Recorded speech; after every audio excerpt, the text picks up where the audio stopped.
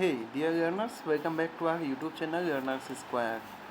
तो differential equation के last video में हमने डिस्कस करा था कि लीनियर डिफरेंशियल इक्वेशन क्या होता है और उसका सॉल्यूशन हमने पढ़ा था, कुछ एग्जांपल किए थे डिस्कस। और वहाँ पे हमने सीखा था कि जो लीनियर डिफरेंशियल इक्वेशन होता है वो कुछ इस टाइप का होता है, d y by D x plus में पी और कितना पी के साथ में वाई और the n equals to q. ठीक है, ये इक्वेशन हमने डिफरेंशियल इक्वेशन पढ़ा था। जिसने ये वीडियो लीनियर डिफरेंशियल इक्वेशन या सेपरेशन ऑफ वेरिएबल वाला वीडियो नहीं देखा है वो जाके पिछले वीडियोस को पहले देख लें, जिससे कि यहाँ पे सारी चीज़ें आसानी से समझ में आए। ओके, वैसे मैं जो है वीडियो की लिंक जो है बाकी तीनों वीडियो की लिंक जो है डिस्क्रिप्शन में डाल देता हूँ, जिससे कि आपको सर्च करने में काफ़ी आसानी हो जाए। ठीक है, तो ऐसा कुछ पढ़ा हमने, लीनियर डिफरेंशियल इक्वेशन होता है और इसका सॉल्यूशन हमने पता करके देखा। नाउ अब हम देखेंगे कि कोई सा इक्वेशन जो कि लीनियर फॉर्म में जो है रिड्यूस किया जा सकता है, तो उस इक्वेशन को कैसे हम रिड्यूस करेंगे, कैसे उसका सॉल्यूशन पता करेंगे, ये सारी चीज़ें देखेंगे हम। तो करते हैं स्टार्ट आज का वीडियो। और वीडियो डेफिनेटली अच्छा लगेगा तो आप लोग लाइक करके ही आगे देखें, है ना। तो पढ़ेंगे हम क्या पढ़ेंगे हम कि equation reducible to differential reducible to linear form, और इसी लीनियर फॉर्म को ही क्या कहा जाता है, बर्नौलीज इक्वेशन भी कहा जाता है। ठीक है, तो कोई इक्वेशन, कोई डिफरेंशियल इक्वेशन हमें अगर इस फॉर्म का मिल जाए, D Y by D x plus में P Y equals to Q Y to the power N, then this equation is called equation reducible to linear form, और इसे बर्नौली इक्वेशन भी कहा जाता है। ठीक है, तो हम क्या करते हैं, इस इक्वेशन को क्या बोलते हैं, बर्नौलीज इक्वेशन बोलते हैं। तो ये ऑब्जेक्टिव में आपसे क्वेश्चन पूछा जा सकता है कि ऐसा, या तो आप बर्नौलीज इक्वेशन क्वेश्चन में पूछ रहे हो, 4 ऑप्शन दे दे आपको कोई सा, या फिर आपको ये इक्वेशन दे दे और फॉर्म पूछ रहे कि ये कौन से फॉर्म का है। ओके, देन हम क्या करते हैं, इसका सॉल्यूशन फाइंड आउट करने के लिए हम ऐसा कुछ करते हैं कि y की पावर जो n यहाँ पर आ रही है, y की पावर n से पूरे इक्वेशन को डिवाइड कर देते हैं। डिवाइड करते हैं तो ऊपर लिखेंगे इसको जाके न्यूमरेटर में, तो y की पावर -n हो जाएगा। और यहाँ पर देखो एक y पहले से है, तो यहाँ पे y का एक पावर यहाँ पर कम आ जाएगा। ठीक है, तो ये हमारे पास कुछ जो गिवन डिफरेंशियल इक्वेशन रहेगा इस फॉर्म में कन्वर्ट हो जाएगा। अब इस फॉर्म को देखो ऐसा भी लिख सकते हैं हम, कुछ इस तरीके से मान लो, इस फॉर्म को ऐसा लिख सकते हैं एफ डैश एक्स, और इसके साथ में क्या कर दें, एफ डैश एक्स के साथ में d y by D x कर दें, और प्लस में एफ ऑफ वाई, एफ के साथ में क्या कर दें, वाई कर दें, एफ के साथ में क्या कर दें, एफ के साथ में वाई कर दें, and this is equals to q. तो ये भी एक क्या हो जाएगा, फॉर्म बन जाएगा किसका, रिड्यूसिबल टू लीनियर फॉर्म का। हम इस f को कुछ f की जगह पे कुछ सब्स्टिट्यूशन रखते हैं, और उसका जब डेरिवेटिव करते हैं तो हमें यहाँ वाली वैल्यू मिल जाती है। देखो कैसे करते हैं, यहाँ पर जो भी y के साथ में आ रहा है ना, यानी कि जो p की वैल्यू है y की पावर 1 - n है। ठीक है, यानी कि p के साथ में जो है, इसे हम क्या मान लेते हैं, इसे मान लेते हैं कि ये वैल्यू क्या है, अपना कोई सी वैल्यू यहाँ से हम अज्यूम कर लेते हैं। ठीक है, मान लिया हमने कि y की पावर 1 - n कितना है, v है, यानी कि यहाँ पे जो भी कुछ रहेगा उसे हम क्या मान लेंगे, v मान लेंगे। फिर इसका कर देंगे डिफ्रेंशिएशन। डिफ्रेंशिएशन करेंगे तो 1 - n बाहर आ जाएगा, और y का डिफ्रेंशिएशन y की टू द पावर -n हो जाएगा, और dy बाई डी एक्स हो जाएगा। अब यहाँ से इस 1/n को उस साइड ट्रांसफ़र कर देंगे, तो y to the power -n dy by D x की वैल्यू हमारे पास dv बाई डी एक्स में आ जाएगा। तो देखो ये वैल्यू अज्यूम करी, यहाँ से हमने ये वैल्यू अज्यूम करी, और ये वैल्यू हमने फाइंड आउट कर ली। देन ये वैल्यूज़ को ले जा करके इक्वेशन 1 में पुट कर देंगे, तो हमारा ये इक्वेशन 1 कैसा कन्वर्ट हो जाएगा, इस फॉर्म में आ जाएगा, है ना। किसकी जगह पे देखो, y to the power -n dy by D x, इसकी जगह पे हमने ये वैल्यू यूज़ कर ली, और यहाँ पर इसकी जगह पे v यूज़ कर लिया, तो देखो 1/1 - n dv by D x plus p v equals to q के फॉर्म में आ जाएगा। और इसके बाद अगर 1 - n से मल्टीप्लाई कर दे पूरे इक्वेशन को, तो हमारे पास ये इक्वेशन कैसा आ जाएगा, इस फॉर्म में। अब देखो यहाँ पे dv बाई डी एक्स है, p 1 - n के साथ में v है, और equals to q 1 minus n है, तो ये कन्वर्ट हो गया किसमें, लीनियर डिफरेंशियल इक्वेशन में कन्वर्ट हो गया। अब लीनियर डिफरेंशियल इक्वेशन का कैसे पता करते थे, इंटीग्रल जनरल सॉल्यूशन, तो इंटीग्रल फंक्शन जो होता था वो होता e to the power p 1 minus n d x, और जब जनरल सॉल्यूशन की बात करते हैं तो v इंटू इंटीग्रल फंक्शन, और उसके बाद integral q 1 minus N into integrating factor D x plus C. तो ये हो जाता है इसका जनरल सॉल्यूशन का फॉर्मूला। ठीक है, तो फर्स्ट ऑफ ऑल हमारे पास जो इक्वेशन रहेगा, हमारे पास जो गिवन इक्वेशन रहेगा बर्नौली फॉर्म में, वो कुछ ऐसा रहेगा, f dash d y by D x plus p के साथ में यहाँ पे क्या रहेगा आपके पास, पी के साथ में रहेगा एफ, और this is equals to something q रहेगा।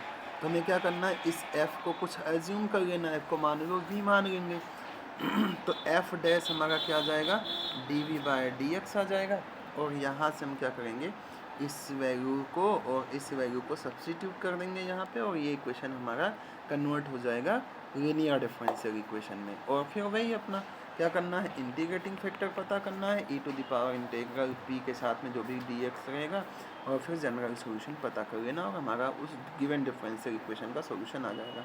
ठीक है, तो इस तरीके से हम बर्नौलीज इक्वेशन का सॉल्यूशन पता करते हैं। ठीक है, तो कुछ एग्जांपल से कर लेते हैं डिस्कस। जैसे यहाँ पर ये एक एग्जांपल है, क्या दिया हुआ है, 2dy बाई डी एक्स और 2dy by D x minus में एक्स वाई अपॉन में एक्स और n equals to y square upon में एक्स स्क्वायर। तो पहले तो क्या करना है, क्या इक्वेशन पढ़ा हमने, d Y by D x हो प्लस में क्या हो, पी वाई हो, this is equals to q के साथ में वाई की पावर एन। तो जो भी वाई की पावर एन आ रहा है सबसे पहले उससे डिवाइड कर देना है।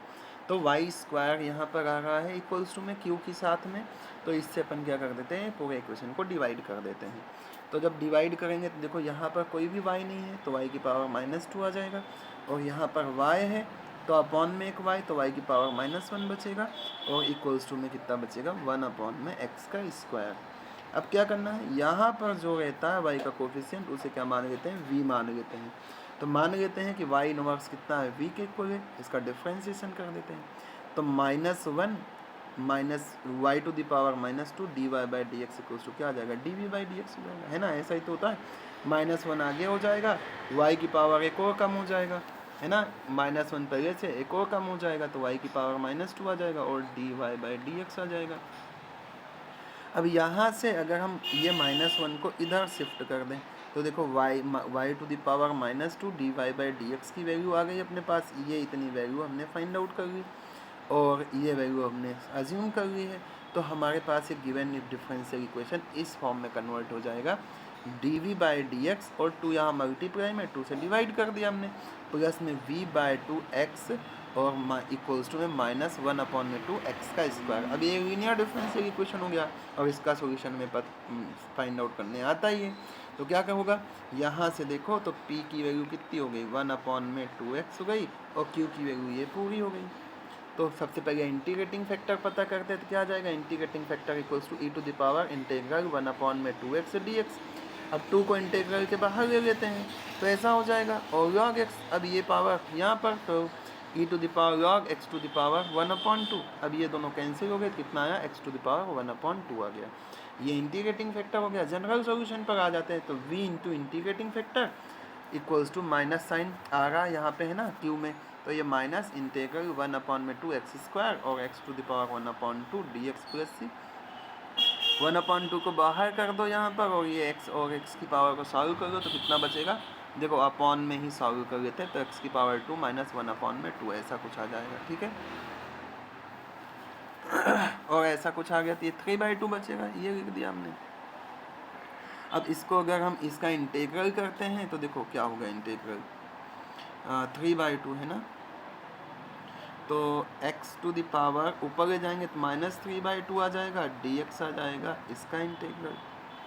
और इसका इंटीग्रल कैसे करेंगे, तो x की पावर माइनस में कितना 3/2 प्लस में 1 अपॉन में -3/2 प्लस में 1, और प्लस में इधर कांस्टेंट आ जाएगा। देखो 1 में से 1 अपॉन -3/2 जाएगा तो हाफ बचेगा, तो ये अपने पास आ जाएगा माइनस हाफ और x to the power minus half. इस माइनस हाफ से ये माइनस हाफ कैंसिल हो जाएगा तो एक्स की पावर -1/2 बचेगा।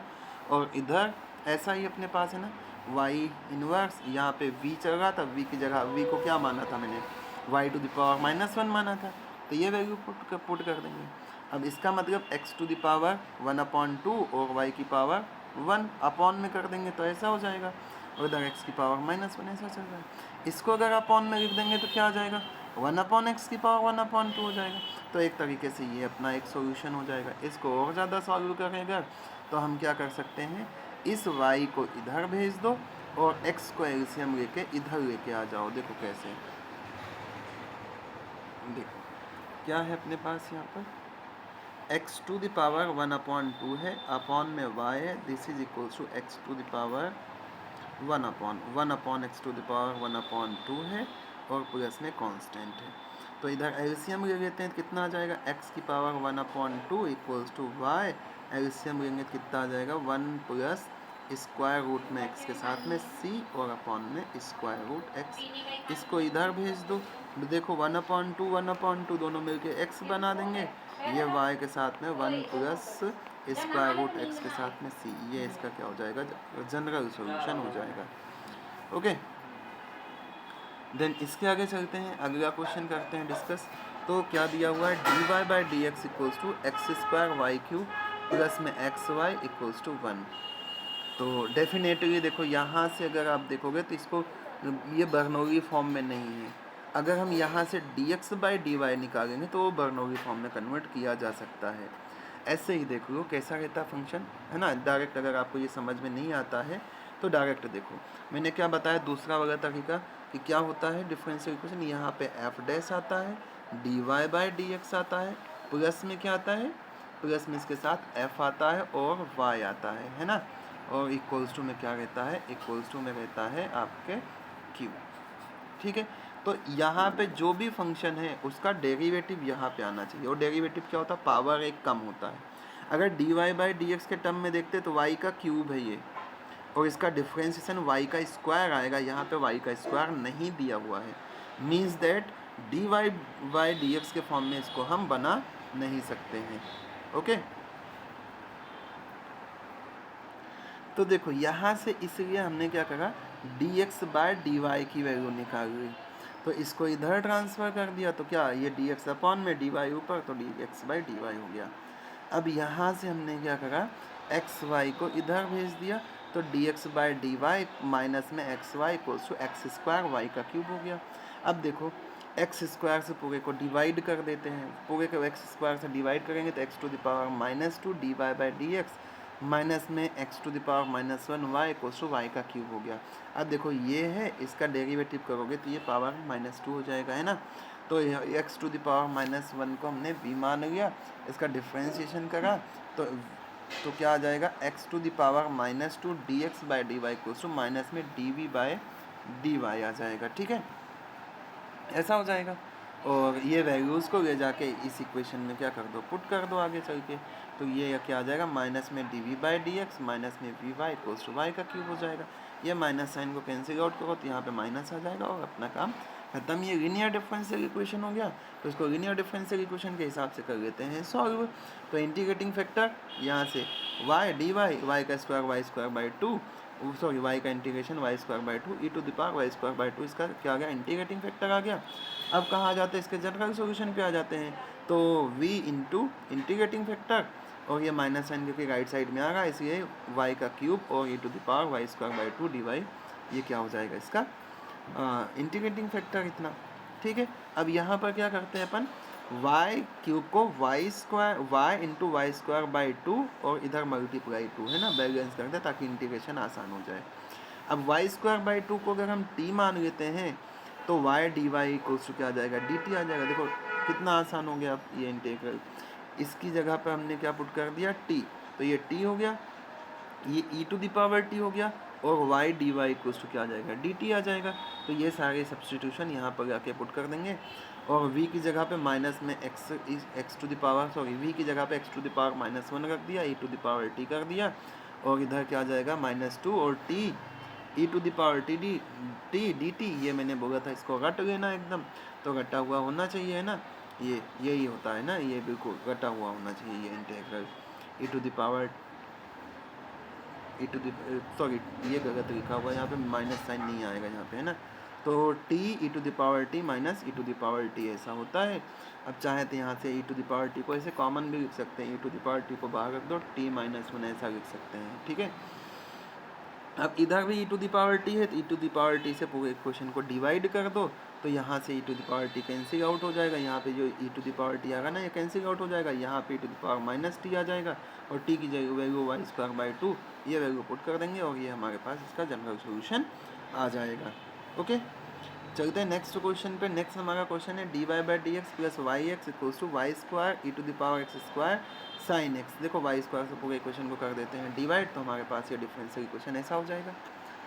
अब यहाँ से यहाँ की वैल्यू को अपन मान लेते हैं v, तो यहाँ की वैल्यू ये क्या आ जाएगी D we by D X आ जाएगी, और ये वैल्यूज़ को पुट कर दिया इसी इक्वेशन में, तो हमारे पास ये इक्वेशन कन्वर्ट होकर क्या आ जाएगा डी वी बाई माइनस में d we by D x plus v x, और राइट साइड ऐसा कैसा। अब ये माइनस साइन राइट साइड में ट्रांसफ़र कर देते हैं, तो d we by D x minus v x और ये हो जाएगा।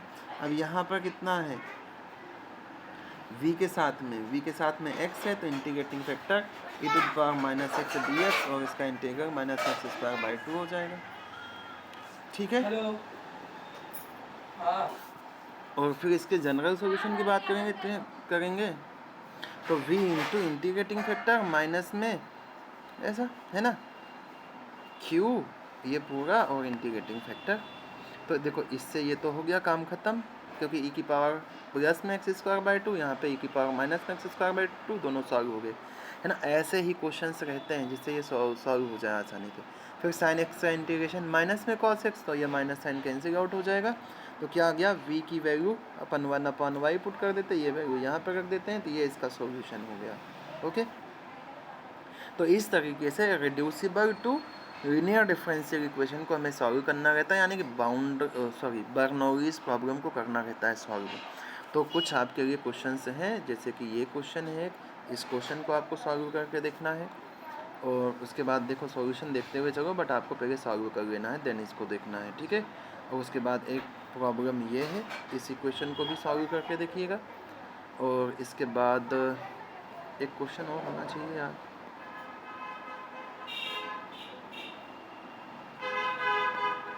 एक क्वेश्चन ये आप करके देखिएगा। इजी से क्वेश्चंस हैं, और ऐसे ही क्वेश्चन आपके एग्जामिनेशन में भी आते हैं, ये थोड़ा सा डिफ़िकल्ट पड़ेगा शायद से, एंड इतने क्वेश्चन आपको प्रैक्टिस कर लेना है। देन आपको अगर फिर भी कहीं पे डाउट आता है तो कमेंट सेक्शन में कमेंट कर दीजिएगा, डेफिनेट कोई सा भी क्वेश्चन नहीं आएगा तो उसके लिए नेक्स्ट वीडियो में आपका जो भी डाउट रहेगा उसको सॉल्व कर दिया जाएगा। वीडियो अच्छा लगा हो तो वीडियो को लाइक कर दीजिएगा, चैनल को सब्सक्राइब कर लीजिएगा, और अपने फ्रेंड्स को वीडियो शेयर भी कर दीजिएगा। मिलते हैं नेक्स्ट वीडियो में, बाय बाय।